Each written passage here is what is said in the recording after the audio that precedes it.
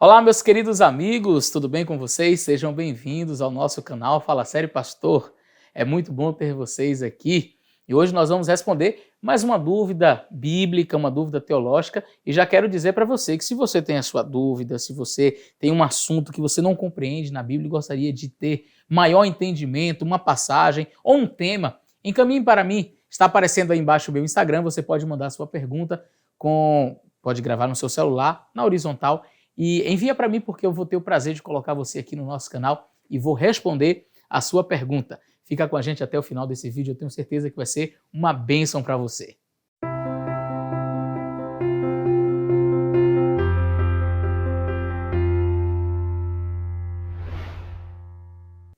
Hoje nós vamos falar sobre a questão do apadrinhamento e do batismo. Você sabe que na Igreja Católica, quando alguém é batizado, então tem ali o padrinho, a madrinha. Mas nas igrejas evangélicas em geral, nós não temos, por ocasião do batismo, padrinho, madrinha. Este apadrinhamento não existe. E aí, pastor, quem está certo? Existe um apoio bíblico? Se não existe apoio bíblico, qual que é o problema de se ter padrinho? Bom, nós precisamos primeiro entender a história, né? Como que veio à tona essa questão do apadrinhamento. E em seguida nós vamos fazer uma análise bíblica do que seria o batismo, qual que é a relevância do batismo, para ver se existe uma relação direta e importante entre o batismo e o apadrinhamento, tá bom? Bom, quando surgiu e como surgiu o apadrinhamento na Igreja Católica? O apadrinhamento ele vem à tona quando a igreja resolve fazer o batismo de bebês. Por quê? Porque como o bebê nada sabe, como o bebê não entende o que está acontecendo ali, ele não tem ciência de que está sendo batizado, não foi ele quem tomou esta decisão, mas seus pais. Há uma necessidade, então, de uma espécie de porta-voz. E os padrinhos eles vêm como uma espécie de porta-voz para falar em nome do bebê. Então eles confessam a Jesus Cristo como seu salvador pessoal, renunciam ao pecado, e este voto feito pelos padrinhos é meio que transferido para a criança. Eu não sei se seria bem essa a expressão, mas ele como uma espécie de porta-voz coloca-se ali falando através daquele bebê. E é por isso que o padrinho tem uma relevância grande na vida daquela criança, porque ele tem a função ou a importância de acompanhar aquela criança mantendo aqueles votos. Bom, dito isso, o que nós podemos extrair da Bíblia acerca deste assunto? Bom, quando nós vamos para a Bíblia, nós percebemos que o batismo ele é algo mais comum, eu diria algo realmente comum que vem à tona no Novo Testamento. No Antigo Testamento nós não temos ilustrações de batismo conforme aparece no Novo Testamento. O apóstolo Paulo chega a fazer algum tipo de relação do batismo com a nuvem, e o povo de Israel teria sido batizado ali na travessia do Mar Vermelho, na nuvem de fogo, enfim, ele faz algum tipo de relação nesse sentido, mas o batismo bíblico mesmo nas águas, nós temos ele instituído no Novo Testamento. A origem do batismo nas águas, ela está muito relacionada com os essênios, segundo os historiadores. Os essênios foram os primeiros a praticarem esse batismo para arrependimento, batismo para remissão de pecados. A palavra batismo ela é de origem grega e a palavra grega para batismo é baptizo, que significa afundar, mergulhar em água. É interessante nós analisarmos a origem das palavras, porque quando nós entendemos a origem das palavras, as coisas passam a fazer sentido. Por exemplo, a palavra sinceridade, né? De onde vem essa palavra sinceridade? Como que eu posso entender essa palavra sinceridade? De onde que veio? Então, contam que durante a Idade Média, ali, quando as pessoas iam vender alguma obra de arte, vamos supor aqui um cavalo ou um cachorro, uma escultura bonita, e às vezes essa escultura feita em madeira era colocada na exposição ali numa praça e as pessoas compravam. Mas alguns indivíduos mal intencionados percebiam que na madeira já estava ali furada, porque a madeira já estava furada porque os cupins estavam tomando conta. E olha que coisa interessante, os espertos resolviam fazer o quê? tapar com cera os buracos, assim não apareciam os buracos, depois eles cobriam com tinta e estava tudo certo. Mas quando o indivíduo comprava aquele material e colocava no jardim, o sol vinha, esquentava e a cera derretia e apareciam os buracos. E aí, quando alguém ia comprar agora um produto, já perguntava logo, ei, isso daí é com cera ou é sem cera? É com cera ou sem cera? Porque eu comprei um outro aí, deu um problema e o pessoal me enganou e tal. E daí veio a expressão sincera. O que é uma pessoa sincera ou sincera? É exatamente aquele que não está escondendo nada. Ele é na frente o que ele é por trás. Ele não tem uma capinha ali, ele não tem cera maquiando. Percebeu? É interessante, não é, a gente entender a origem das palavras?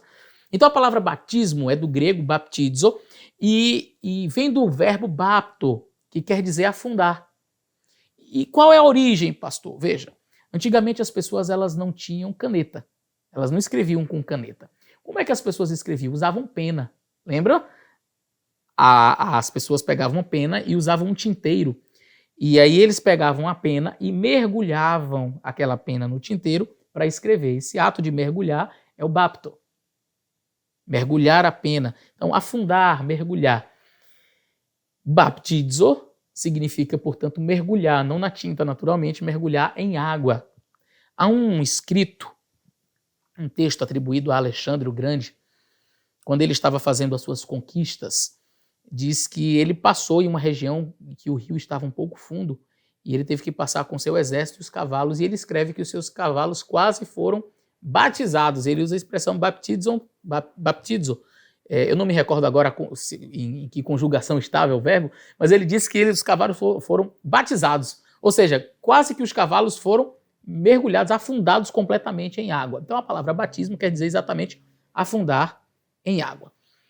A Igreja Católica desenvolveu, entretanto, o batismo por aspersão, que é quando você joga um pouco de água na cabeça do indivíduo e não lavando o seu corpo inteiro, mergulhando. Entretanto, é necessário dizer que este é um ritual que veio a ser instituído posteriormente na Igreja Católica, apesar de, na Didaquê, se fala do batismo por imersão, conforme está no significado da própria palavra. Entretanto, a própria Didaquê abre um espaço e diz assim, onde não houver muita água, pode-se pegar um pouco de água e jogar na cabeça. Quando você olha para a Didaquê, me parece muito que uma exceção. A gente entende que essa exceção não foi estabelecida pelos apóstolos, não foi estabelecida pelo Senhor Jesus Cristo, apesar de, argumentando, as pessoas que defendem o batismo por aspersão querem dizer que mas a Didaquê foi feita por pessoas que estavam diretamente ligadas aos apóstolos, foram discípulos dos discípulos, e se eles disseram, então está tudo bem. Bom, eu creio no que está aqui, ok? Mas eu estou sendo honesto em dizer que já em um escrito antigo, talvez ali do 2º século, já tenha-se a menção a esse batismo, dizendo assim, olha, se você não encontrar um lugar onde tenha bastante água, aí abria-se essa exceção. Eu fui à cidade de Laodiceia, na Turquia, em 2018, e lá eu pude ver o local onde foi realizado o concílio de Laodiceia, e lá, algo me chamou a atenção quando eu cheguei no local, você pode ver na imagem, tinha esta pia batismal, este tanque batismal, onde a gente percebe que as pessoas eram ali, elas entravam e eram mergulhadas. Posteriormente, e acho que nesse concílio mesmo ficou estabelecido que deveria ser feito o batismo por aspersão, e aí então foi substituído o tanque batismal por pias, onde só jogava um pouquinho de água na cabeça. Mais tarde, então, a igreja passa não somente a batizar os adultos, mas passa a batizar também as crianças. E ao batizar essas crianças, como eu mencionei, ficou assim, meio que desconexo o ritual bíblico do batismo com a questão de batizar o bebê. Por que ficou desconexo? Porque quando você vai para a Bíblia, você vai perceber que o batismo é uma decisão pessoal, o indivíduo ele tem que escolher ser batizado. Para ele ser batizado, ele precisa confessar os seus pecados, ele precisa se arrepender, ele precisa se converter. Então existem alguns passos a serem seguidos, mas o bebê não pode. Daí então a necessidade dos padrinhos, que falavam através do bebê.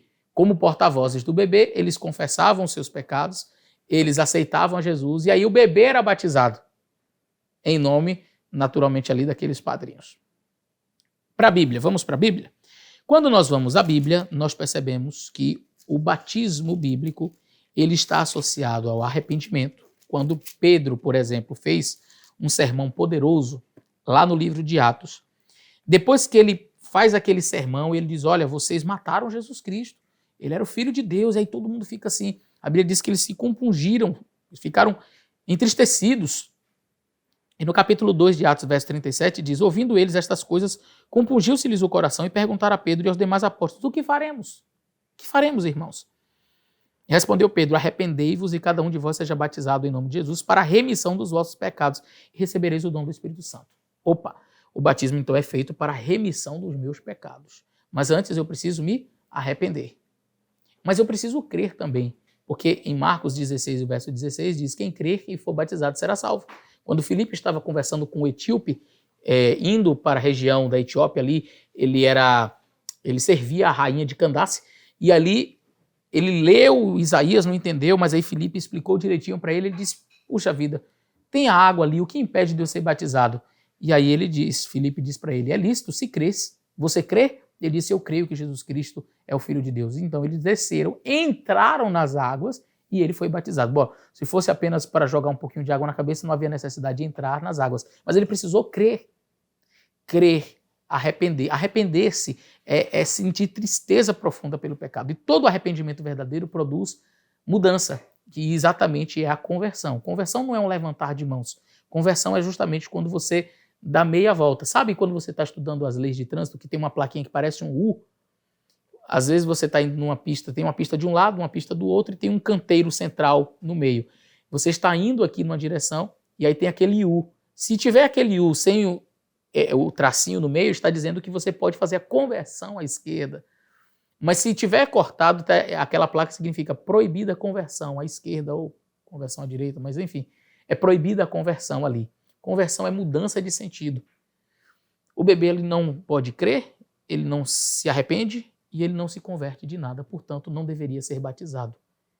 A inserção do batismo de bebês é antibíblica.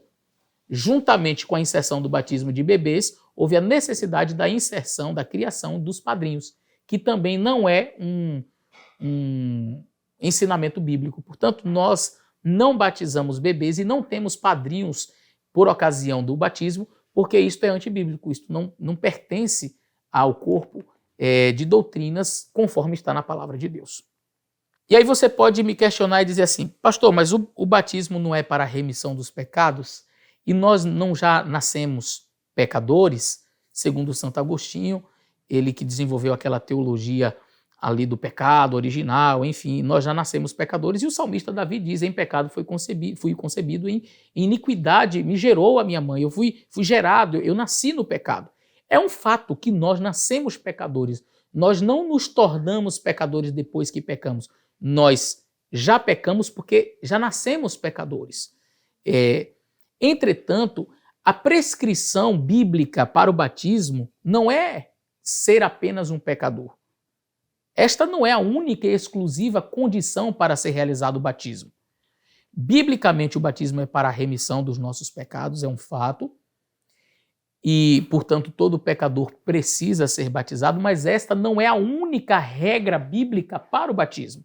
Eu não vou ser batizado apenas porque sou pecador, porque eu preciso crer, como já falei, eu preciso me arrepender e eu preciso me converter. Então, o batismo, para que ele seja realizado, ele tem um passo a passo. Se fosse só por questão de pecador, é pecador, então precisa ser batizado, então já batiza logo os bebês. E é exatamente esse entendimento que a Igreja Católica tem. Entretanto, não é apenas, repito, o fato de a pessoa já nascer pecadora que pode fazer com que ela seja batizada mesmo sem consciência de que isso esteja acontecendo. Então, a pessoa... pastor, mas e se a pessoa morrer antes de ficar adulto, essa pessoa, ou de ter consciência para que possa se arrepender dos seus pecados e ser batizado, essa pessoa morre perdida, quer dizer, não há salvação para ela?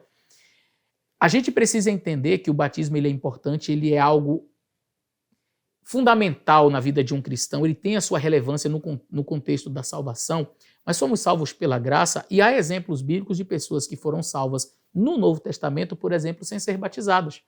Jesus Cristo, quando estava com o ladrão ali na cruz, aquele jovem disse: Senhor, lembre de mim. E Jesus concedeu a salvação para ele. E ele não passou pelo processo do batismo. É importante o batismo? Tem um contexto, quem crê e for batizado será salvo. Está ali, Marcos 16, e o verso 16. Há esta relevância, mas eu não posso tratar apenas desse aspecto e isolar todos os demais. Como se o arrependimento, a crença e a conversão não fossem atributos ou coisas necessárias para que o batismo fosse realizado. Se fosse apenas a questão também de ser pecador para ser batizado, Jesus Cristo não teria sido batizado porque ele não foi pecador. Por que Jesus se batizou então, pastor? Para cumprir a profecia de Daniel, capítulo 9, verso 24, que diria que o príncipe viria e seria ungido ali. E Jesus veio cumprindo esta profecia. Por isso que quando João perguntou, João questionou, disse: eu não posso batizar, o senhor que deveria me batizar. Ele disse: convém que cumpra a justiça. Em outras palavras, tem uma profecia que diz que isso aconteceria. Então, Jesus Cristo não poderia ser batizado porque ele não era pecador. Então, a gente vai perceber que essa questão de ser pecador tem a sua relevância, claro, todos que são pecadores precisam passar pelo ritual do batismo. Mas este ritual é, primeiro, uma decisão pessoal, não é minha mãe que escolhe por mim. Segundo, eu preciso crer. Eu não posso me batizar sem crer, eu tenho que crer. Terceira coisa, eu preciso me arrepender, sentir tristeza profunda pelos meus pecados e por último, eu preciso me converter. Né? Mudança de sentido. Quem xingava não xinga mais, quem traía não trai mais, quem era desonesto não é mais, enfim. A pessoa então não peca nunca mais, pastor? Não, a pessoa vai continuar sendo pecador, lutando contra os seus pecados, mas no momento que você é batizado, você recebe o poder do Espírito Santo para trabalhar na sua vida, te ajudando a vencer o pecado. Agora, isso não impede que a pessoa que é batizada na igreja evangélica tenha, por exemplo, pessoas que estejam ali para auxiliá-lo. Eu costumo, por ocasião dos batismos que eu faço, chamar sempre aquelas pessoas que deram o estudo bíblico, né, que ensinaram o caminho para aquela pessoa que está sendo batizada por uma razão. Digo: olha, imagina um bebê quando nasce. Imagine agora que os pais, eles pegam um bilhetinho e escrevem assim: querido bebê, você é muito lindo, estávamos felizes, ansiosos com a sua chegada e estamos muito felizes que você chegou. Agora, junto com este bilhete, tem R$50 e você poderá pegar um táxi. Aqui está o endereço da nossa casa, estamos esperando você lá. Coloca o bilhetinho ali no bercinho, ali no hospital e vai embora. E fica esperando o bebê chegar em casa. Vão ser presos esses pais, né? Esse bebê nunca vai chegar lá, ele nem sabe ler. Quando a pessoa se batiza, ela está, como diz a Bíblia, engateando, é o leite espiritual ainda, não tem todo o conhecimento. Há uma necessidade de um acompanhamento, sim. Nós não chamamos de padrinhos, porque nós, de fato, não temos padrinhos, porque o padrinho tem esta função que nós já mencionamos. Entretanto, nós temos ali, quem sabe, guardiões espirituais, não sei como você gostaria de chamar, ou como uma pessoa que vai, amigos espirituais que vão ali para ajudar. Então, chamar aquele que foi batizado recentemente para um culto na sua casa, né, mostrar como que se faz o pôr do sol, culto em família, né, está respondendo questionamentos bíblicos, dúvidas teológicas. A pessoa não foi na igreja, vai ficar como se nunca tivesse... Porque as pessoas às vezes se batizam, a gente esquece que ela existe. Batizou, agora vamos evangelizar outra, esquece daquela pessoa, e não é desse jeito. Se batizou, precisa ser acompanhada. Então, a pessoa se batizou, você vai ligar: olha, eu senti sua falta hoje lá na igreja, vou passar aí na sua casa mais tarde para te visitar, né? Chamar: olha, vamos para o culto hoje, estou passando aí para te buscar. Olha, você tem alguma dúvida, algum assunto? Então, com esse processo, nós chamamos de discipulado, que é quando, depois que a pessoa é batizada, ela passa a ser... ela passa a ser acompanhada e daqui a pouco este que foi discipulado passa a ser agora um discipulador, ele passa também a ensinar, mas não é esta função, nós não chamamos de padrinho, porque de fato ela não tem absolutamente nada a ver com o apadrinhamento conforme ensinado pela Igreja Católica, naquele sentido de você pedir perdão e aceitar a Jesus no lugar do outro, tá bom? Que Deus abençoe você, eu espero que esse vídeo tenha te ajudado. Um grande abraço e até o nosso próximo vídeo.